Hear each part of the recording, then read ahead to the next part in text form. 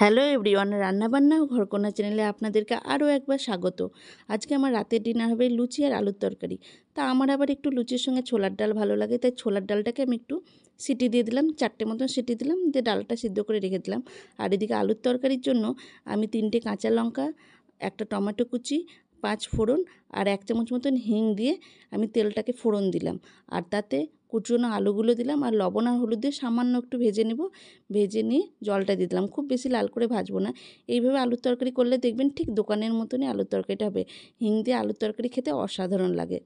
এই দেখুন আমার আলুর তরকারি রেডি। আর এদিকে সিটি দেওয়া যে ডালটা রয়েছে, ডালটা প্রায় সিদ্ধ হয়ে গেছে। আমি সিটি দিয়েছি 2টো তেজপাতা আর 1টা শুকনো লঙ্কা দিয়ে। তাই এদিকে আর ফোড়নের সময় শুকনো লঙ্কা আর তেজপাতা দিলাম না, একটা টমেটো দিলাম আর একটু 5 ফোড়ন দিলাম আর লবণ আর হলুদ দিয়ে দিলাম। এবার ডালটা ছোঁক দিয়ে দিব। আর যেহেতু লুচির সঙ্গে খাবো, তাই ডাল একটুখানি মিষ্টি মিষ্টি হলেই বেশি ভালো লাগে। তাই আমি একটু সামান্য একটু চিনি দিয়ে দিলাম। আর এদিকে আমি কাজু বাদাম পেস্ট করে রেখেছিলাম, সেই পেস্ট করে দিলাম, একটু নারকেল কুড়াও দিলাম আর একটু আমি কিশমিশ ভিজিয়ে রেখেছিলাম সেটা দিয়ে দিলাম। ব্যাস, আমার ছোলার ডাল রেডি। এবার হবে লুচি। লুচির জন্য আমি ময়দাটাকে খানিকক্ষণ মেখে রেস্টে রেখে দিয়েছিলাম প্রায় আধ ঘন্টা মতন। আজকে লুচিটা হবে আমার ত্রিকোণ লুচি, সেটাই আপনাদের সঙ্গে শেয়ার করব। তার জন্য লুচিটাকে সামান্য একটুখানি ময়দা দিয়ে বড় করে বেলে নিব।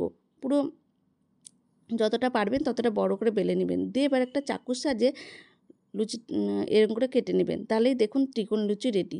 এবার ছাঁকা তেলে লুচিগুলোকে ভাজলে দেখতেও যেমন মজাদার লাগবে, খেতেও খুব ভালো লাগবে। দেখুন আমার লুচি কি সুন্দর লাগছে দেখতে। গোল লুচিতে খাওয়াই হয়, ত্রিকোণ লুচিগুলো খাবেন, দেখতে ভালো লাগবে। তাহলে আজকে আমার রাতের ডিনার রেডি। ডাল, আলুর তরকারি, আম, লুচি আর জল। হ্যাঁ, ধন্যবাদ।